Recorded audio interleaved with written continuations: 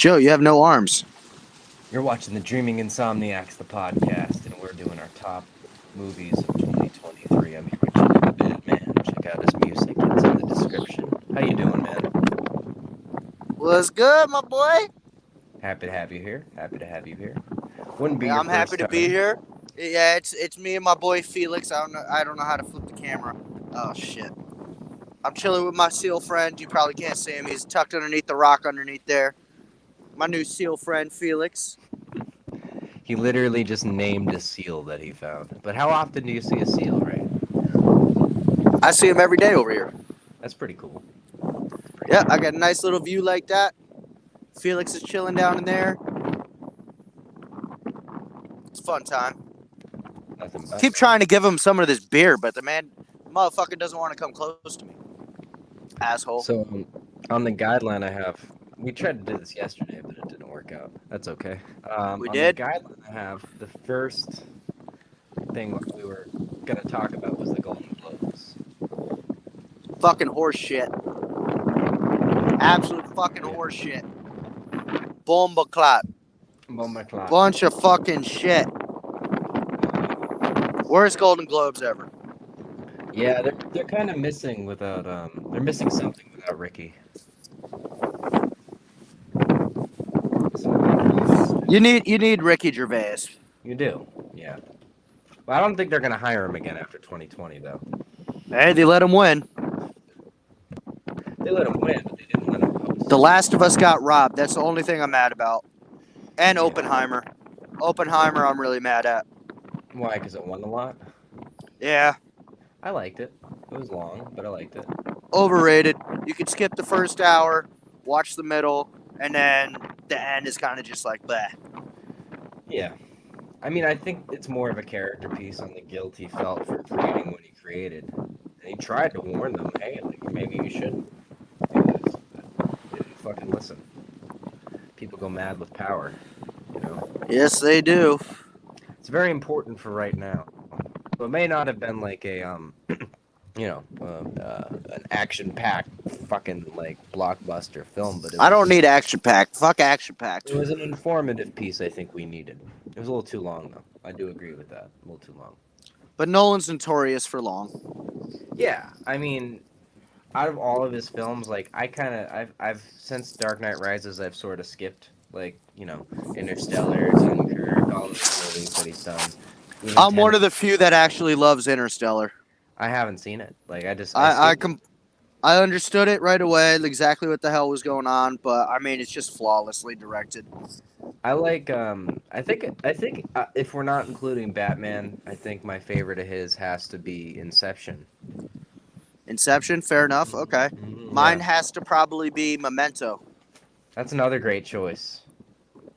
I'm gonna have to go with Memento on that. It was the first of its kind when it came to that. Kind of gave. I don't get me wrong. I enjoyed Fight Club, but when it came to like those twists and everything like that, and how unique everything was, I mean, Memento was so unique for its time. It's still unique to this day, in which the story writing and the way that it was directed was just flawless, in which you almost have short-term memory loss at the same time. Isn't the movie out of order? Kind of like Batman Begins. It's not so much out of order, it's just him going through short-term memory loss. Ah. It's meant to discombobulate, and I thought that it was done perfect. When I first saw Batman Begins, I didn't know that the movie was not in chronological order, so I was very confused. But I was also 9. Years later, I got it. I was like, oh, there's like a 5-year gap like between this scene and that scene. They don't tell you. You're just supposed to like know. It's interesting. Well, that was when Nolan was really making his Nolan style known. Yeah. If it sounds really funky the way that I'm saying it, but no, it's Nolan sauce. I wish he stayed independent. But I feel the same way about Matthew Vaughn, yet he still made my favorite X-Men movie, so. Matt Vaughn's great, but I mean, he sold out with the Kingsman. The first one was fantastic, absolutely fucking amazing. The second one. The second one was trash. I don't know. Kingsman was a lot like Kick-Ass. The way the it third was. one, it very much is. It very much is. Feels almost like identical. And I know it's made by the same director, but he made X-Men First Class right after Kick-Ass, and it felt nothing like Kick-Ass. So I mean, Well, I mean, the man sells out. He sells out too quick. Yeah, He he sells does. out too quick, I think, Well, that's because why I first like Kingsman, Kick-Ass, 'cause very unique. he First raised the Kick-Ass, money very himself. unique. He raised the money himself for Kick-Ass. That movie only cost $1 million to make. He asked a bunch of his friends. That was a passion project. Kingsman, I'm sure they were like, "Hey, you want to make another comic book property?" And that was, like you said, him selling out. You know? Hang on, I'm putting you in my pocket. Oh no! Yeah, Willie's got a tinkle. Daddy's got a tinkle. Why do you gotta say it like that, man? Why do you gotta do it on my stream? Is there any way I can mute? Can I mute you? Hey, you're not gonna hear it. Don't I worry. can. It's going right. I'm muted. All right, we're muting Willie while he takes it. Willie. And in the meantime, I play song for you, people out there. All right.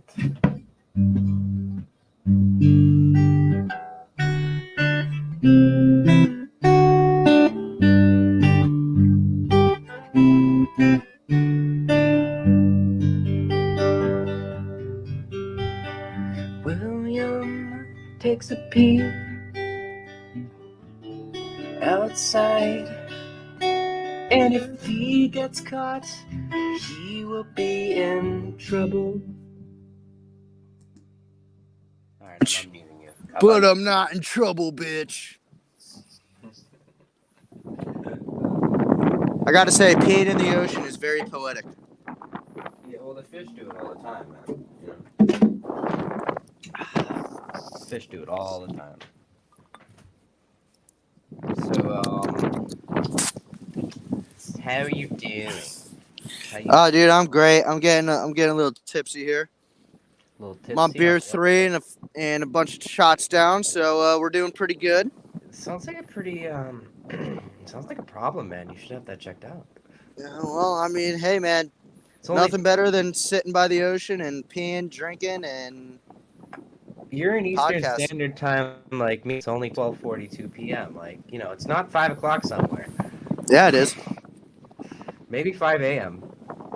Yeah. Maybe 5 a.m. Hey, not like I haven't woken up at 5 a.m. taking a shot. You know, we've all had those days, man. That's every day, baby. All right. This is an intervention, and you need help. Leave me alone. Leave me alone. I never leave you alone, the bumble clock. I just want to be left alone. Why? I just want to be left alone. All right. You beat me on that one. All right, let's go over these movies. What are we going over here? What are we doing? Our top 10s? I got 9 because I only saw 9, so I just called it top movies in 23. All right. So, for my number 10, I'm going to have to throw in Guy Ritchie's The Covenant with Jake Gyllenhaal. All right. I haven't seen that yet. I'm gonna have to throw that in about a guy who takes in either Iraqi or Afghani, whatever it was, as an interpreter, and they get ambushed after the guy warns them that they probably shouldn't go there. And Jake Gyllenhaal's character is the sergeant, and he has a lot of arrogance to try and prove himself up in the ranks and get a lot of more respect than what he feels he does not have. And it's just about him distrusting this translator that they hired on and going on whims and creating a brotherhood between the two when it's basically a fight for survival when Jake Gyllenhaal gets severely injured in a gunfight and the translator has to carry him across country in order to get him back to the barracks. And it's absolutely gracefully directed. It's not going to be one of the best war movies ever made. Mark my words, it's not a top 10 war movie for me. It's not on par with like American Sniper and all these other films that have come out. And don't even get me started on the movies that came out in like the 30s or on the 60s. And then going into the early 2000s with all the incredible World War II movies and World War One films and the Afghani wars and all that shit. Like, very flawlessly directed by Guy Ritchie. Something that's completely out of his comfort zone, in which you could absolutely tell, totally out of his style, and he perfected it absolutely masterfully. And the acting was absolutely incredible. Gyllenhaal, I mean, obviously could have been better. Um, it's been a crazy couple years for Gyllenhaal, getting ready for a lot of films to come out. Um, blanking on the new film that he was working on at the same time that he was working on The Covenant. But it's a remake of, I believe, a Kurt Russell film. Um, I'm trying to remember the name of it right now. I'm blanking, but Escape from L.A. or New York, right? no, not that. Nobody can ever touch those. Nobody. I don't want to see a remake of any of those. But I really think that really comes in top 10 for me. It really comes in top 10 for me. 2023. Let's just start off with this. 23 has been, I don't want to say abysmal and just like a terrible year for film, but since 2020, film has just gone downhill so much, and they're doing quantity over quality, and it's tough to find a lot of good films that will really actually stand out. Like, you're not getting any Forrest Gumps or Quentin Tarantino movies and all this other kind of shit. Alexander, what the fuck's his name? He made Sideways and all this shit. Cameron Crowe and all these early 2000s directors that have just like completely, I'm not saying Tarantino fell off, but like Cameron Crowe, Ridley Scott, all these directors that created all these classics in the early 2000s when quality was over quantity, and it's showing now with all the streaming services and all that shit. So it's been tough to find a solid top 10 for me, and I'm actually kind of bummed about my top 10, but yeah, I am too. I only watched 9 movies, so I'm just ranking them accordingly. Also, anybody, if you're ever looking to watch any movie that comes out, you can check out the website I use. It's called Los Movies. Very incredible website. I stream all the TV shows you can imagine. Have subtitles and everything for every language. Absolutely incredible, and it's all in HD. I mean, you'll get your screeners and stuff like that, but if you're looking to catch up on films that you did not see every year or that you can't make it to the theaters, check out Los Movies ID. I don't know anything about that. All right, so I'm gonna. You do your number 9 also, because I don't have a number 10. You don't have a number 10? All right. And my number 9, if I remember, and this one a lot of people might judge me for, but Thanksgiving by Eli Roth. Thanksgiving was absolutely awesome. That was so fucking awesome. I can't even put into words how it felt to be back, like watching that old slasher genre come back to life with refreshing new shit and just giving you this, it's giving you humor. It's not giving you like these overly corny characters. And I mean, it's your basic slasher film just with a couple of twists, and it's just flawlessly directed. I've never seen an Eli Roth movie that he's directed in which I'm like, wow, that was directed really well. That's a great horror movie. Yeah. Like, I've never ever seen a movie like that. Last Eli Roth movie that I saw, I think, was Green Inferno, and I was just stuck being like, what the fuck? That scene with the shit in the cage. He's torture porn. He's torture porn all the way. The man's smart. He knows all about horror. A show that I highly recommend everybody to check out if they haven't seen it. He has a special on AMC. If you're able to find it and stream it, or just check out some of the interviews he does with a lot of classic horror directors and whatnot. The man has extreme knowledge of horror. It's just his type of horror that he likes to make, and you could totally tell that he switched it up with Thanksgiving without totally switching it up. The man, it's based off of a quick short called Thanksgiving back in the day, and he turned it into an absolute masterpiece. And it's really the new Halloween movie, the first new Halloween out of the trilogy.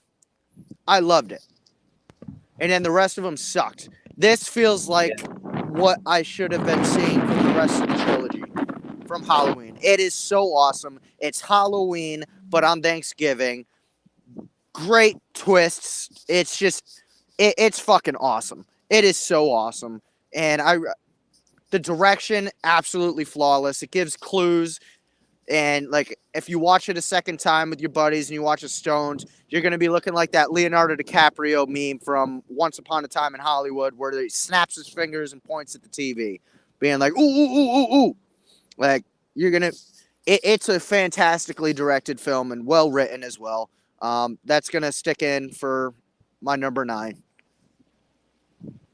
All right. Oh, you have a question. Look at that. What about Scream 6? I'm going to be totally honest. I have no love for any of the new Screams at all. The writer. The only love that I have for any of the new Scream movies was that first when they rebooted everything. And what I really love about it is the final shot in that first film where it basically shows it at the house as a set, almost as if it's a movie set. As if it's just, I absolutely just love it. Very poetic. It's just, I think it's kind of corny, and I think that they've been overrushed. They've had really shitty writers, and it's not entirely the production company's fault, but I think that they were stuck with a shit deal, and they did what they could with it. I'm not saying that it's not entertaining. I enjoyed it, but I'm not gonna give it. I'd take Thanksgiving over Scream 6 any day. 100%. Yeah. Oh. Yeah. Scream 6. Oh. Yeah. Awful ending. Awful ending. Like that's what that last 10 minutes, man. Just oof. Oh shit! I didn't mean for that to break. Oops. Uh-oh. Committing crime. Yeah. Yeah. It's petty crime. You're fine. Yeah. Fuck old Saybrook. That's what you get, motherfuckers. Oh my god! I wouldn't give away your location on a fucking live stream, my dude. I ain't gonna be here long. Don't worry. Try and find me. I dare you. I'm gonna go with my number 9, which is my worst of the year. It's easy to pick. The Flash. Oh my god. My 3 notes. In your top 10? Your top 10, brother? I told you, these are just my 10 ranked movies, 9 ranked movies of the year. So I don't even have a 10 best. These are just from the worst to the best of the year for me. So The Flash is my worst, and these are my notes. Bad CGI, that's an understatement. Great actor, that fucking Ezra Miller needs to be locked up. It's an all-around mess, and the development hell just to make that movie, around 10 years just to make that trash. So that's what I have for my number 9. What's your number 8? I can't even begin to speak about The Flash. I was stoked because at first, before they started changing around the screenplay and everything like that, everything was getting good screenplay backings, and everybody seemed to love the way that the direction was going. And then you got to thank production companies for fucking absolutely saying, you know what, fuck this. Let's not make it dark. Let's make it completely fucking corny and try to make Ezra Miller look out to be like this whole positive thing without getting as much negative attention as we can get. But, I mean, at the end of the day, the script was fucking awful. They wasted the entire time of hyping up possibly getting Michael Keaton back and to just they threw him into the goddamn sharks with this one. Michael Keaton did his thing. He was great to see back. It was awesome to see him back. He did his fucking thing. Ben Affleck did his thing for a little bit. But, I mean, just in that last sequence with all the CGI Supermans and all that shit, like, fucking Christ almighty. Like, just shoot me in the fucking... You might as well have shot me in both feet, nailed my fucking hands to a goddamn cross, and then fucking lit me on goddamn fire. That was fucking horrible. And that Nick Cage cameo, I don't fucking care about Nick Cage being Superman. I Yeah. really don't. When he popped up, I was like, what the fuck? Are you serious? Christopher Reeve, that was cool. They actually did decent CGI for Christopher Reeve, and I give him props for that. But that Nick Cage and all that other shit, I really hope this isn't the way that DCU is fucking. Yes, exactly. Waste of Michael Shannon too. Thank you, Brandon. And Gal Gadot. Yeah, Gal Gadot. I mean, like, I'm not gonna lie. This is gonna sound really misogynistic, but I just like her for her ass and tits. Sorry, Kal-El Daily. Shout out to Kal-El Daily. Good to see you too, man. Happy you're here. but like, I mean, Michael Shannon. That man is an absolute powerhouse. Yo, look at That man can be on anything. Huh? Look at what he said about the Flash. How they got him to be in it. He's like, "Isn't my character done?" Oh yeah. Oh my God. Absolutely. He didn't even want to come back because he did not want to come back. The man is a fucking masterful fucking person when it comes to this art. People underrate Michael Shannon so fucking much. Oh my God. 99 Homes. The man should have been nominated for an Oscar. 99 Homes. He was absolutely incredible. This man is a character, and he is the embodiment of method actors. The man will put himself in a mind space that nobody else can put in. I'm not saying he's the next Daniel Day-Lewis or anything like that, but he's one of the few actors that we have left that can fully embody a character, and you will fucking just completely forget it's Michael Shannon, and you will just go fucking wow. Zod was possibly the greatest Superman villain that we'll probably ever see on film screen. Period. You will never see. You're not going to see another fucking villain in Superman. How did he do a better job than Marlon Brando at that character? Holy shit! How do you outclass Marlon Brando? Well, you got to remember Marlon Brando was kind of a sellout towards the end of his days, bro. When it came to his acting days, it was like mid-career for him. That was what's. And you got to remember, Marlon Brando probably has. I don't know if John Carter overtook it, but him and John Travolta have the biggest flop in U.S. cinema history, because the acting was just so horrific, and it was just, yeah. I'm blanking on what movie it fucking was, but it was just, oh Jesus Christ! I remember watching it in film class, and it was just like god fucking awful. Not like The Room, where it's so bad. No, it's up there with The Room as possibly one of the worst movies ever fucking made. Okay. I'd rather watch the Room over and over again than I would. Be drunk to finish that movie, just because of the repeated sex scenes. I just have to be drunk. I can't. All right, so what do you got for your number 8, Joe? You're next. I'm next. You're next, but you're next. You're number 8 now. No, I'll do my number 8. All right, I'm gonna go with. People are gonna judge me maybe, but I'm gonna go with my number 8 is Talk to Me. I heard that was great. I haven't seen Talk to Me was so fucking cool. Just from the opening scene. People who have seen Talk to Me, just that opening scene alone, flawlessly directed to just embody you right into the film right off the bat.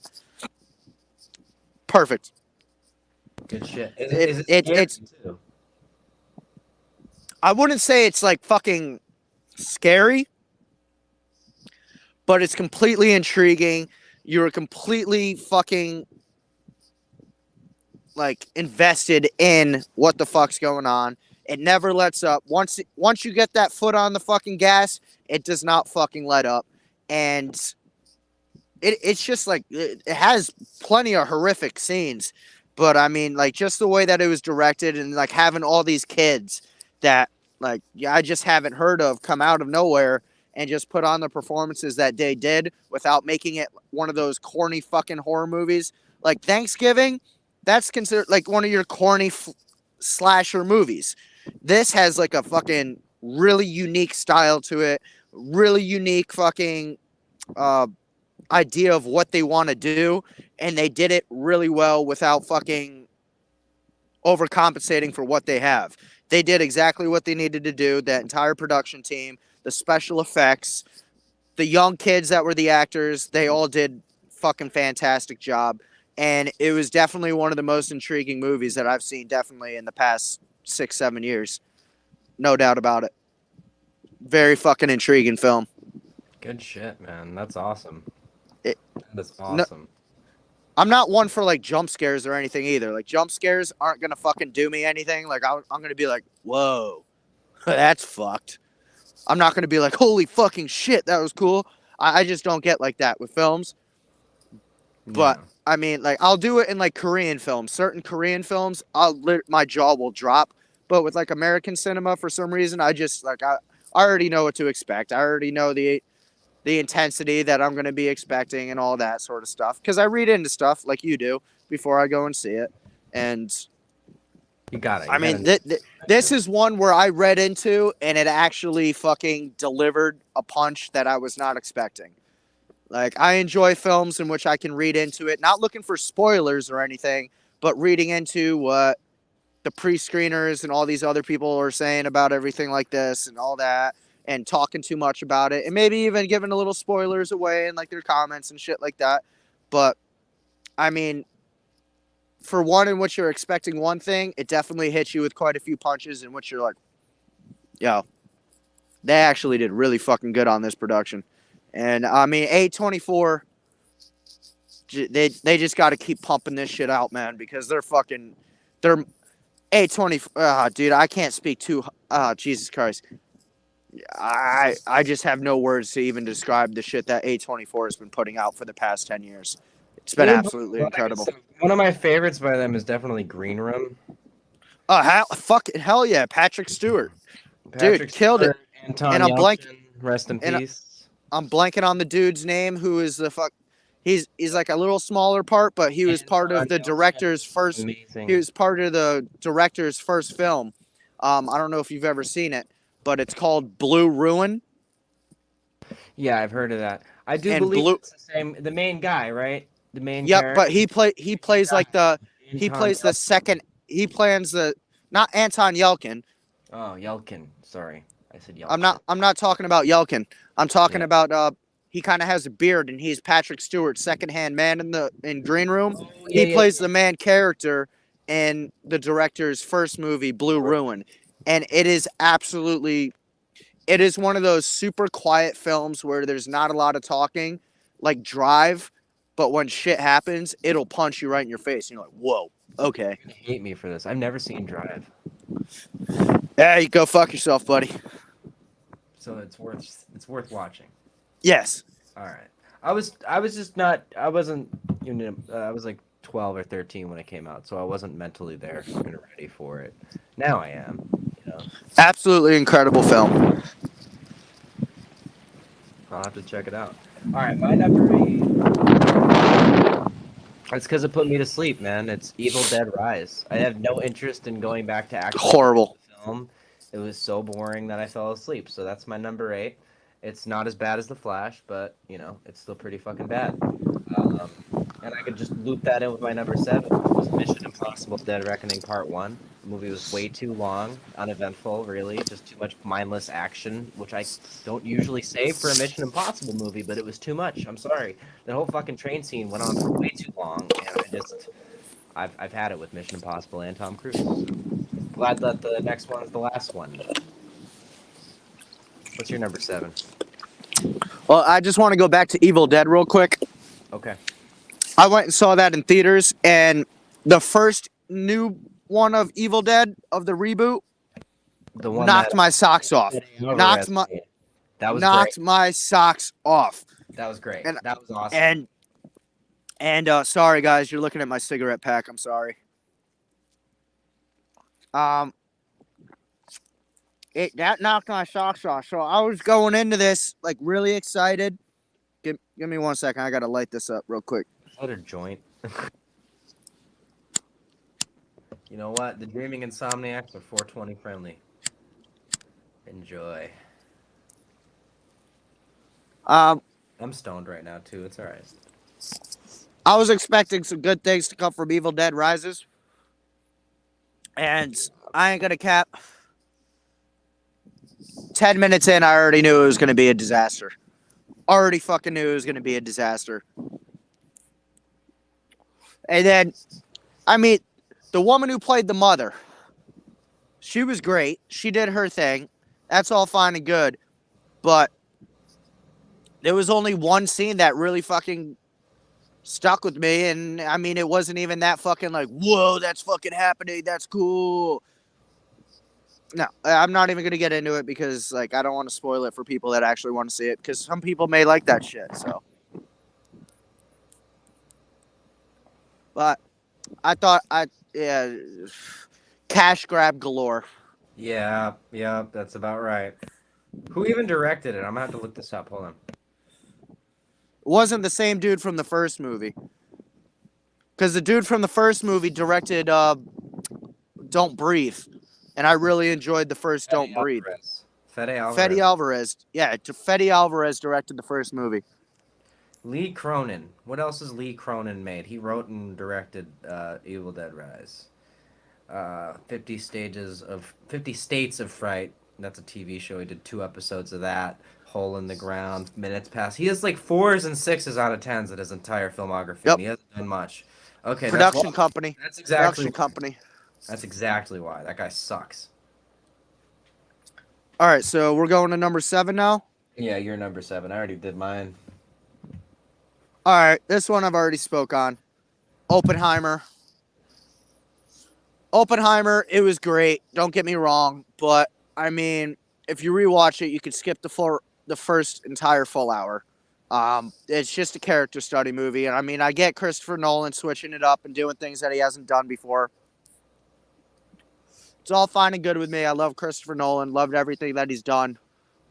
Yeah. But honestly, I wasn't even too impressed with Cillian Murphy. I just wasn't. See, I have the opposite opinion. My were Robert Downey Jr. was the best part of the film. Sorry to cut you off. Robert was. Downey Jr. was the best part of the film. Man, absolutely blew me away. But I really didn't need to see all that fucking build up and everything. It's cool learning about all the quantum science, all that shit. That whatever. That's all fucking cool. Quantum physics, all that shit. Whatever the fuck they were doing. All fine and good with me. But dude, I don't need a whole hour and a half build up of that shit. I get it. He made Mine- Memento. Memento was practically 90 minutes long. Yeah, that's fair. That's all it was. Yeah. I don't need to sit through 3 hours. I didn't really need to see that sex scene. That was disgusting. Honestly, they were trying to sexualize Florence Pugh. I really don't. I don't even care for Florence That Pugh. was more like PU. Like it was gross. Yeah. No, PU is 100% right. Like, I don't find anything about her sexually attractive. She had no fucking context to the character whatsoever. Emily Blunt's character had more of an impact I on. didn't even recognize her, by the way, until the end of the movie. I was like, "That's Emily Blunt. Holy shit!" She completely escaped into the role. I didn't even see her there. She was great. She was great. Florence Pugh. I don't know why they fucking kept fucking. No. It just. Yeah, no, and you know what? Again, like it's the one time like Nolan was like, "Hey, let's go rated R. I'll put a sex scene in there." But like, I also saw the movie in the theaters with my parents, next to them. Like, come on, it's not really like a thing I need to see in a Nolan movie. I'm sorry, he's done it without having to go there his entire career. So that was kind of a sellout move on his part, I think. Man has to make money somehow, and everybody was so caught up with Florence Pugh. What better thing to do is get the apparently the hottest actress in all of Hollywood right now and get her to do a sex scene in your first movie with a sex scene, and it's about dropping a nuke bomb. She's no longer the hottest actress. After that, she's not. I'm not gonna cap, bro. Nolan dropped the bomb on that one. No pun intended. Ah! Pun intended. All right, I'm ready to move on to my number 6. If you are. Absolutely. All right, my number 6 is Scream 6. I would have ranked it like lower. It's just a matter that there were 3 other worse movies this year, in my opinion. But there are 5 other better ones, in my opinion. So yeah, Scream 6. I've already talked about it. It's weird because like the first 3/4 of it, it's like the best Scream movie, and the last 10 minutes literally do something that makes it the worst Scream movie. It trashes everything that the first three quarters did. Yes, it's a movie that's a weird anomaly how it completely undoes itself by the very end, even worse so than Scream 5. Like, big problem with the fifth one I had, aside from the love they gave to Wes Craven was amazing. All Oh getting yeah, everyone back to do little cameos, that was great. You know, I was the first one who found Jamie Kennedy's. That's awesome, cool, awesome.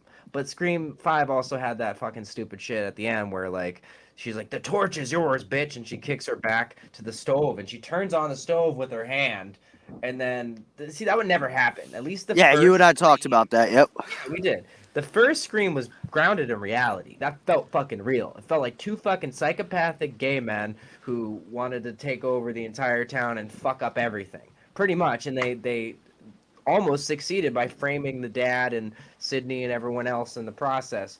But they got a little too knife happy. They stabbed each other a little too deep, and their plan fell apart. See, that actually sounds like something that would happen, especially in '96. You know, Absolutely. but like Scream 5, it threw realism out the window. The script was bad. They couldn't even get the lore right that James Vanderbilt shouldn't be writing. He wrote those amazing Spider-Man movies. Ugh. Yeah, and then the sixth one just does it worse because like it starts with so much promise. That opening scene was cool. You see a Hell yeah. ghost face that's killed by another ghost face. It's like an opening within an opening, but it's not Scream 4's opening with the stab movies. It's in real life. But that's so cool. And then you see multiple ghost face on screen by the end of the movie. And literally the last 10 minutes, spoiler alert, once Detective Bailey, who's one of the three killers, runs after Sam Carpenter with a loaded gun in his hand, and she has a knife in her hand, and they fucking like come at each other. They fall over a balcony, and it cuts to black. And then the next scene, she's wearing the robe and stabs him like 10 more times than she did Richie. It's like, really? Really? You're just gonna. I just couldn't. It was so dumb. You know, it was just so dumb. So that's number 6 is Scream 6.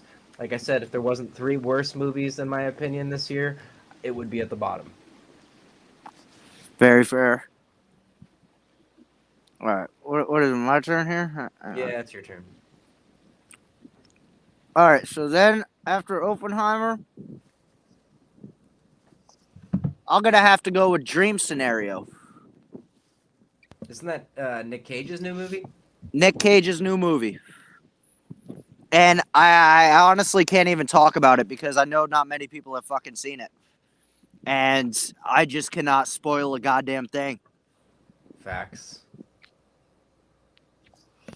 You just got to see it. It is so fucking cool.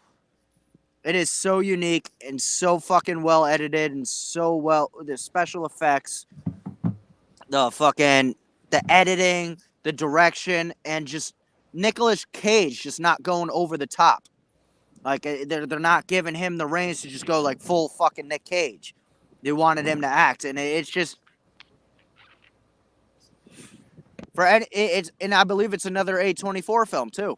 It's funny you say that because I felt the same way about the movie that's literally supposed to be about that, which is the unbearable weight of massive talent with him and Pedro. That movie's fucking great. I fucking love that movie. You would think Nick Cage would be more over the top, but it's really just like him in his own head that's over the top. But he's more of like a laid back guy. I like that. That was cool.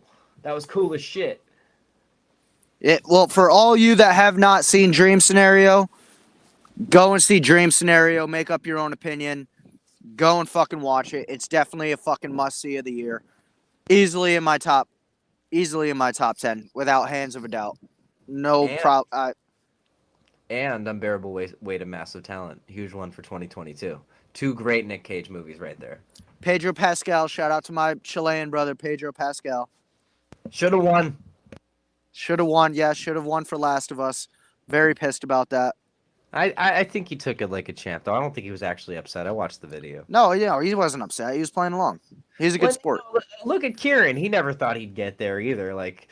Fuck Kieran. He already had his Golden Globe nomination and all that shit. Yeah, Fuck that. Yeah. No, Pedro deserves it, I think. So, let's hope that the Emmy. I'm hoping the Emmy comes around for him. So.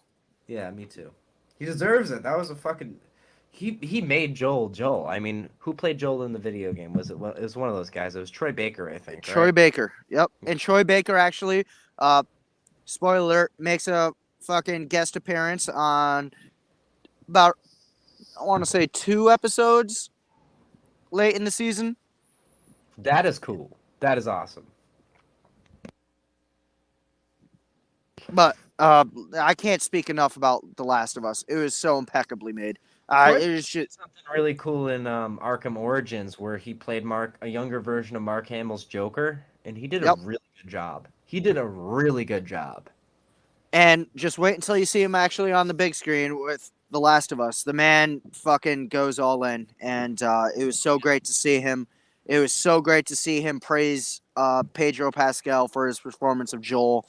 But Pedro Pascal embodied everything that was Joel, and I fucking loved every second of it. And the direction, the special effects, it just I don't want to get into it. We're gonna get off topic here, but Season 2 that copies the second game because you know what? Fuck that game. Fuck that game. And fuck you, Hayden Blackman, or whatever the fuck your name is, for ruining that game and motion capture. Sorry guys, guess what? Willie's got to pee. Oh god. All right, muting Will again. All right, I'll be right back.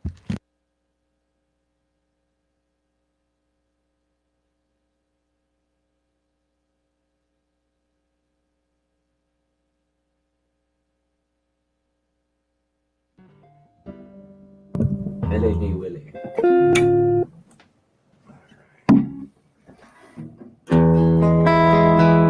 I don't know what to do. I am bored as shit.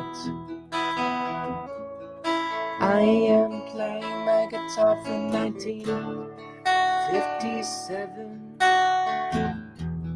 Yes, that's a flex. Go fuck yourself. Willie's still taking a pee. And I know that my name is Joey. Oh no. Oh no. Alright. Lay some bars. Hey. Lay some bars. Hey.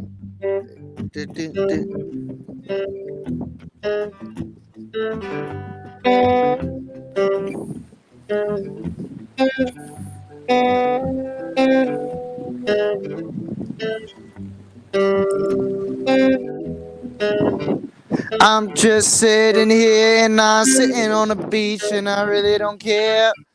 I'm sitting here, I don't got long hair, but you know it's breezing through the air. I don't know what the fuck I'm doing, but you know that my dream I'm pursuing. I'm sitting with a bottle in my pocket, and you know that I gotta take it out just like I like it. Check the time, you know that I'm about to go crazy. You know it's my time, and you know that I'm about to go home and snort a line. I'm about to go and get a little pickup. Yeah, now I'm about to go and get a lift up. Yeah, to a bar. No, I'm about to pick up another bottle, another day. Another bottle, another blunt, just a haze. That was fun. I'm glad I actually planned that, but I couldn't even hear your guitar. Your guitar started cutting out a little bit. So That's all right. No, that's perfect, man. Probably still cool. So what are we on now? What are we on now? Number 5. That's next. Number 5. Cocaine Bear. Fire movie. I enjoyed that movie a lot more than Scream 6. You know, with Scream being my favorite movie of all time, that's kind of fucking sad.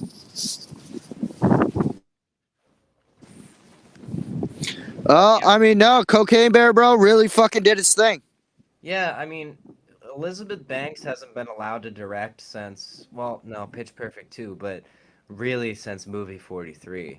Because, you know, that blackmail movie happened, and she's one of the directors on it. So I'm glad that they gave her another chance because that movie was genuinely entertaining, and the reason why she directed it is because the original story about the Cocaine Bear, which the movie's exaggerated, obviously, but the original story was from her hometown, so it's, like, special to her. Hell yeah. Did you know that? Sorry if you can't see me. It started raining, so I put you guys in my pocket. That's okay. That's okay. We still got your audio, so that's good. You still got the audio of William. Got the audio. What's your number 5? My number 5 is Anatomy of a Fall. What's And it that is a about? foreign film, and it is about a mother who is suspected of murder to her husband, and the only key witness is her blind son. And I cannot tell you how fucking blown away I was by this film. And I just really have nothing more to say. Like, I mean, if you're into foreign films, the acting is absolutely outrageous. It is perfectly directed. The cinematography, too, itself is just absolutely beautiful. And, yeah, Joe knows I'm a huge foreign film freak. I love my foreign films. I fucking love it. And this movie just absolutely had me appalled. It's actually one of the top-rated films of IMDb's 2023, and I believe, if I'm not mistaken, it has an 8.2 out of maybe over 50,000, 90,000 reviews on IMDb as well.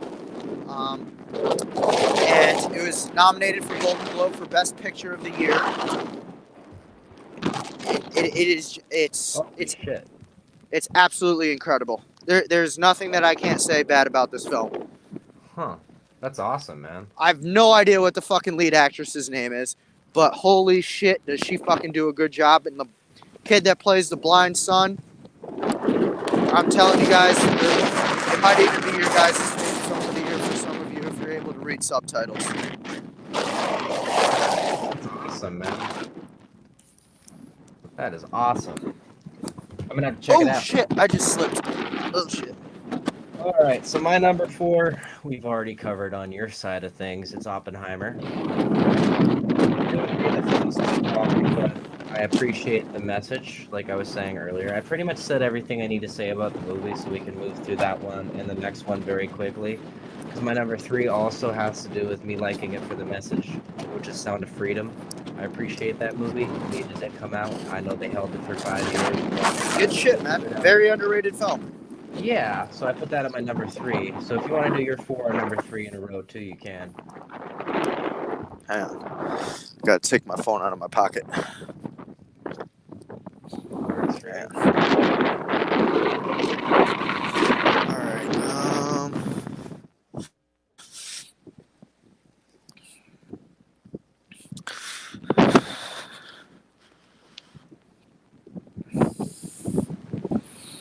let's see here. So the next one I'm going to do is Killers of the Flower Moon. What's that about? So that is, you didn't hear about Killers of the Flower Moon, Leonardo DiCaprio and Martin Scorsese's new film? I did. I disagree with Ghostface. Yeah, no, I heard about it. I haven't seen it yet. What do you mean you disagree with Ghostface? He said Scream 6 was not trash. Everybody has their own opinion. Well, of course, Ghostface is gonna like it. What the fuck? But Killers of the Flower Moon is basically about a bunch of serial murders that went on by a family that is run by a crazy... He's almost like a dictator. He's almost like an Adolf Hitler of the Indians of this family. And it's about being out west in the Osage County. I believe it's the Osage, if I'm not... I'm trying to remember. I think it's Osage. But it's about oil being found out there and a bunch of... Americans going out there and trying to take the land over from Indians, marrying into their families to try and get the oil wealth from them. And this one family, Leonardo DiCaprio, moves in with his uncle, moves across the country to move in with his uncle, Robert De Niro, and they basically plan a bunch of murders to kill off everybody in certain families to get full control over the richest oil out there. And it's just... It's just absolutely fucked movie. Very long, but I'd rather watch Killers of the Flower Moon. It's about as long as Oppenheimer, maybe a little bit longer, but I'd rather watch Killers of the Flower Moon over and over again than I would over Oppenheimer. I think my parents went to see that this year. Actually, they did say they went to see the new Scorsese movie. So it was and what's her fucking name? Who just won the Golden Globe for Best Actress? She absolutely fucking killed it. Lily Gladstone, if I'm You said that's called remembering. Killers of the Flower Moon. Is that what it was? Killers of the Flower Moon. Yep. Killers of the Flower Moon. Okay, I'm gonna have to A- check that out. I believe it starts streaming on Amazon or on Apple TV on January 12th, if I'm not mistaken. Damn. All right, I'll have to check it out. Absolutely incredible film. Very. It's brutal. Not in like a. You're not gonna get like fucking crazy graphic violence or anything like that you would out of a normal Scorsese movie. It's just the whole concept is completely fucked. Oh, look at that. Well, someone says Thomas Bandit says Killers of the Flower Moon was the best year film of the year. Was the best of the year in my opinion. It's flawlessly done. It's flawlessly done. I don't know if I'd put it as my number one, but it's definitely up there. Um, Yeah, now no, I'm good. absolutely. Absolutely. Leonardo DiCaprio, I could have gone without. I think somebody else could have done a lot better job than he did. But I mean, hey, Scorsese has his new man in DiCaprio, like he had De Niro. So I mean, I can't trash that at all. You got another comment that seriously thank you for bringing that up that film, Chili. Oh my God, it's absolutely incredible. It really blew my socks off, and I was kind of exasperated even just looking at the time, the runtime. But I mean, just it's so flawlessly done, and it makes 3 hours and 15 minutes run so quickly because it's so enthralling, it's so intriguing, the whole politics behind it, the whole family aspect of it, and actually being in love with a woman in which you're being forced to marry in order to kill off the rest of her family members who you grow to love and all this other shit. It's such a fucked movie. Sounds about it. Damn. I'm excited to see it though. De Niro definitely should have got a nom because I personally think De Niro was better than DiCaprio. They're both in it, right? Yes, Good shit. and then for the one after that, I'm gonna put in The Boy and the Heron Okay. by Miyazaki. I haven't So seen that either. it's the same director as what the fuck's it called? Um, what the fuck is it called? Son of a bitch. You're gonna know it right as soon as I say it. I've watched pretty much all of his animated shit. He Parental advisory, explicit content. Miyazaki. Here we go. Spirited Away. He's I the was same gonna guy say that. that. I was gonna say that, but I didn't want to sound like an idiot if I was wrong. I thought that was the Spirited Away guy. Dude, it is so fucking perfect. It is an absolutely gorgeous fucking film. Is it anime like Spirited Away? Yes, yes. Beautiful. I love anime. And it is an absolutely gorgeous fucking movie. That's what's up.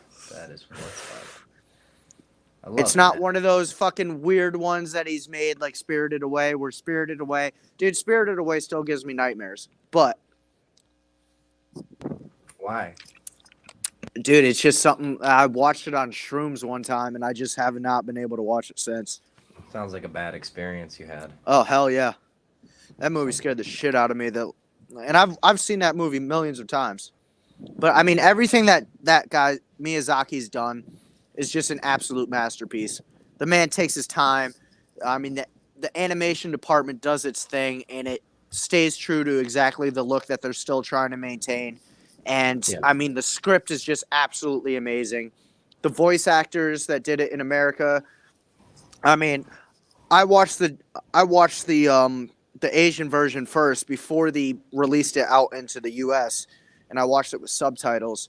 And I mean, just it's it's so hard because the Asian version just like you feel every emotion that goes into the regular voice actors. But I mean, Christian Bale and everybody else did their thing in the American version too. It's just a flawless film.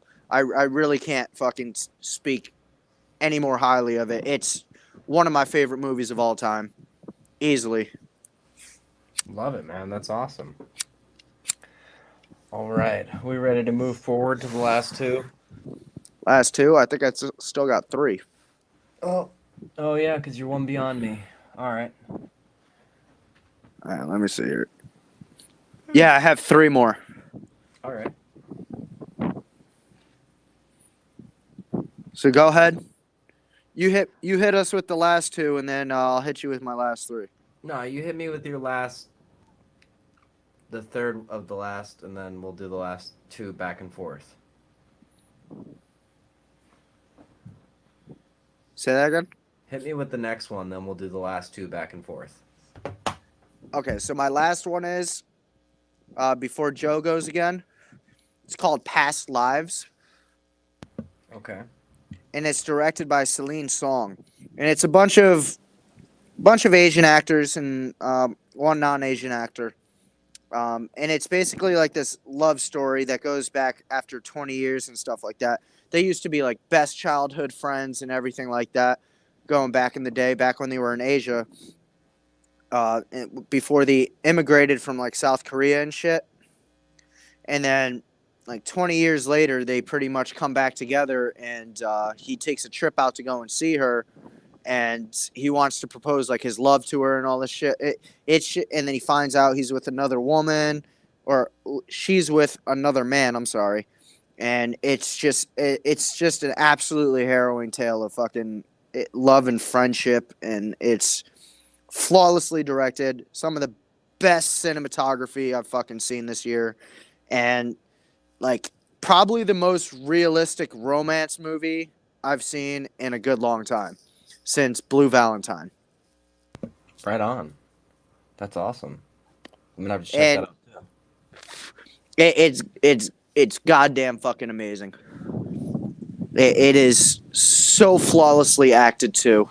You feel every inch of emotion from both the main actors, and it's just, it is so flawless. It is so flawless, and that's going to come in at my number 3 for favorite films of the year. Now that we're making it in the way to the top 3. And the last two that you guys might hear from me, you might be like, what the fuck? So just prepare yourself. Same though, really. People are gonna be like, really? Those are your top two? So I'll start with my number 2. It's probably obvious at this point. It's Barbie. Believe it or not, I didn't think that this movie would be something I'd enjoy at all. My stepmom was like, "Hey, you want to watch it?" I'm like, "Yeah, okay." Like I made a joke, like yeah, like I want to watch that. But then I actually watched it, right? And the movie was this commentary on consumerism and how feminism is a certain way nowadays. That how it's still a bunch of companies owned and operated by old white men, but they just make it look like it's the opposite. They even said it as a line in the movie. Yep. So I really appreciate that film for what they were doing. It's not just a feminist PC culture like everyone thought it was going to be. No, it actually calls everyone out. I appreciate the ever-living daylights out of that movie. It was funny as shit, too. Really funny. Hell yeah. And I got to agree with you on certain aspects of that. But then the thing that lost me with it, and the reason why it dropped out of my top 10, is for the last third of the movie. You could totally tell Mattel took over, and they wanted it to just be strictly. In the movie. Yeah, they make fun of it, but at the same time, it's still like I wasn't a fan of it. It lost its true craft that it started off with. I mean, I could have taken just that scene where Barbie's standing over all the kids dressed like they're apes and shit like that. Not apes, but like cavemen and shit. Total shout out to Stanley Kubrick from 2001, The Odyssey. That was absolutely amazing when I saw that. Holy shit, they shouted out so much going back and all throughout film. It was so well written in the first 2/3, but just that last third, it completely lost me, and that's the reason why it's out of my top 10. No, I don't judge. I liked the movie enough to not let that last 10 minutes bother me. But you're right, it kind of like, it was a bit like, you know. Yeah, it was probably about the last 30 minutes that bothered me. Yeah, I get it. That's fair. That's a fair critique, if you will. It's still not going to change on my top So, what's your number two? What film, Thomas? What film are you thanking me for bringing up? Killers of the Flower Moon. I think because that was the comment before. Oh, that was okay. Yeah.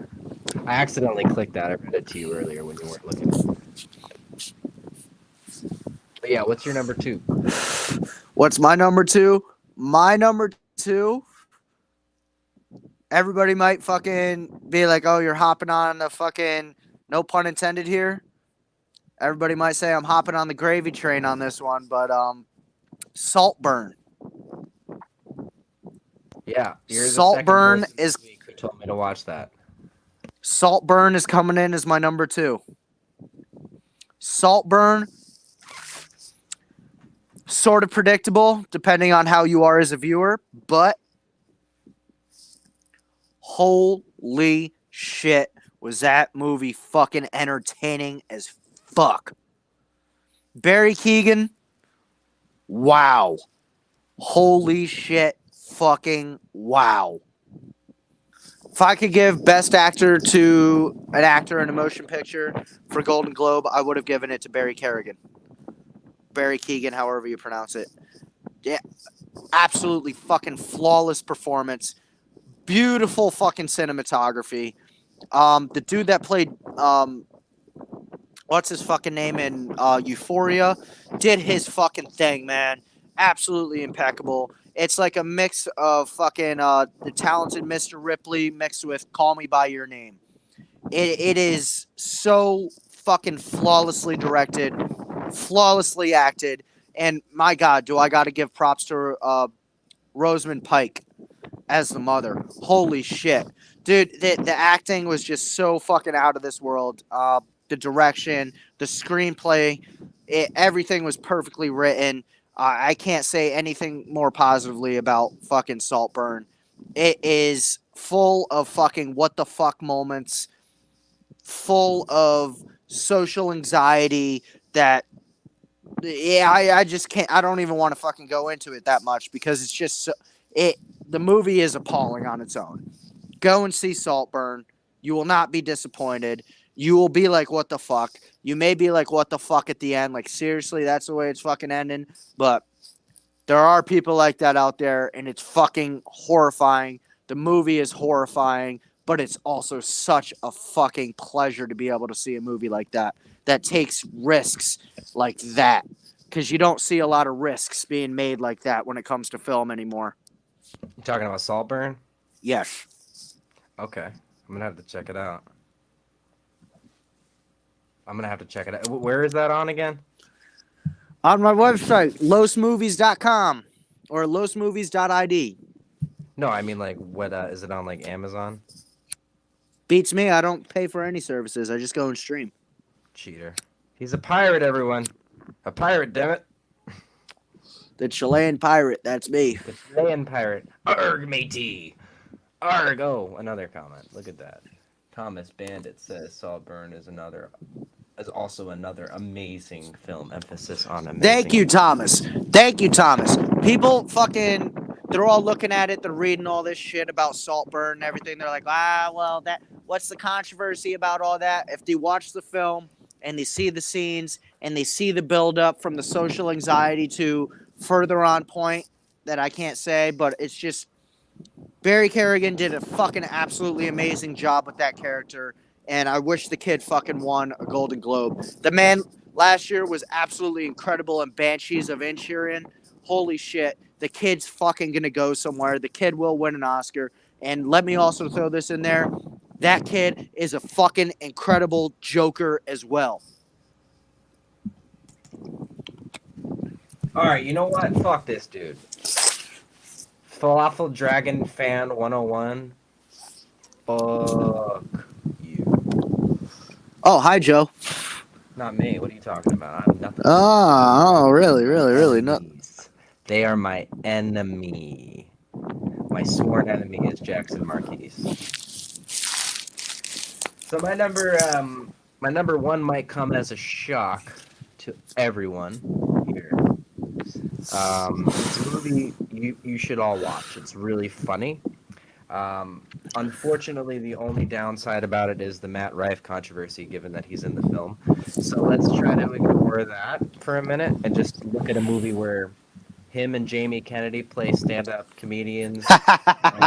And Matt Rife is a vampire, an actual vampire, and Jamie Kennedy's character doesn't believe it at first, but then eventually finds out that it's true.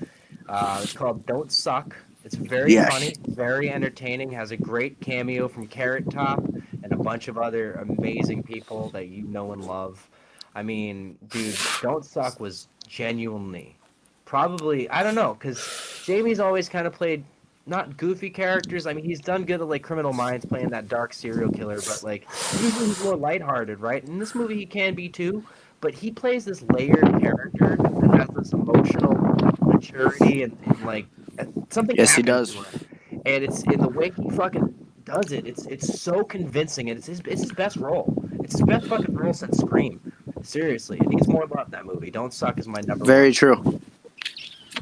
Don't Suck was actually very funny. Very funny. And I mean, Jamie certainly fucking did his thing. Not a huge fan of Matt Rife, but Jamie definitely fucking delivered a performance in which you're not bothered by it, and you're not taking it as like a super. Vampire, so you He's forget he's that not. that right It's there. not corny. It's not super corny. No. It's There's a not lot of super stand-up corny. It's jokes. done in a very well way, and Jamie balances everything out so fucking perfectly. He's so good. Jamie really fucking did his thing in there, and I agree with Joe. It's his best role since Scream. Go follow And Jamie. Malibu's Most Wanted. Love Malibu's. Yeah, he's coming on the pod soon. So shout out to that. Shout out to Jamie Kennedy. Can't wait to have you on, man. Excited to pick your brain. It's gonna be fun. And I sent this to him too, so I'll let him know what the timestamp with the shout out and the Don't Suck mention is. But yeah, that's my 10 or 9. My 9 films of the year. What's your number one?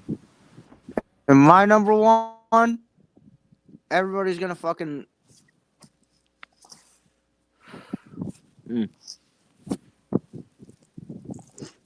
Hot. Woo, that was hot. So my number one film is Beau is Afraid, I heard that was good. starring Joaquin Phoenix. Again, another A24 film, and holy shit, was this movie a fucking trip. Bad. And just an FYI, I know a lot of people are gonna, like, maybe a lot of people will ask, well, why not Napoleon? Napoleon sucked. I heard that Joaquin Phoenix didn't even want to be in it. The man looked clueless the entire time.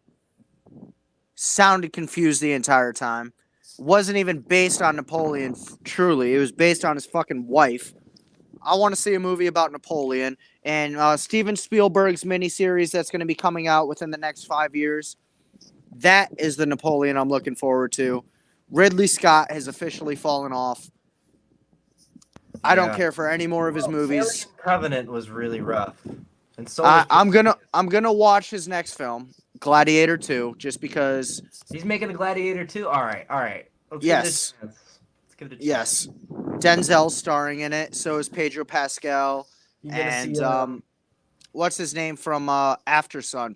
You're gonna Paul something. you're But gonna see, Beau Mel is a Gibson's new movie. Let me just finish on Beau is Afraid. Beau is Afraid is absolutely impeccably delivered in such an odd manner. And definitely the most unique film I've seen this year. It is totally like a what the fuck movie. But then again, people were giving me shit when I ranked back in the day. I think it was 2019. I posted on my Facebook and on my Instagram that Mandy was in my top 5 films of the year, starring Nicolas Cage. And Mandy's one of the fucking biggest what the fuck movies you'll ever fucking see in your life. And it is total an acid trip. You don't even have to be on acid and you'll feel like you're on acid. It is fucking impeccable. And Beau is Afraid is absolutely fucking impeccable. Joaquin Phoenix did his fucking thing. It's so fucking perfect in so many different. It may be above. It may be too fucking weird for people to fucking enjoy, and it got a lot of mixed reviews because of how fucking weird it was. But shit, that's my number one, and I ain't holding back on that. I respect your choice, man. Thanks for respecting mine. I'm glad that you actually saw it don't suck. I was really hoping you would. Hell yeah! And I think it's time for Willie to go and get some more liquor. All right. Well, I think it's a good time to end it out. So, you have anything else to say? Like shout outs to your music, anybody? Oh yeah, if y'all interested in any good music, I don't have anything posted right now when it comes to Young Z. But I'm a hip hop rapper. I do multiple styles.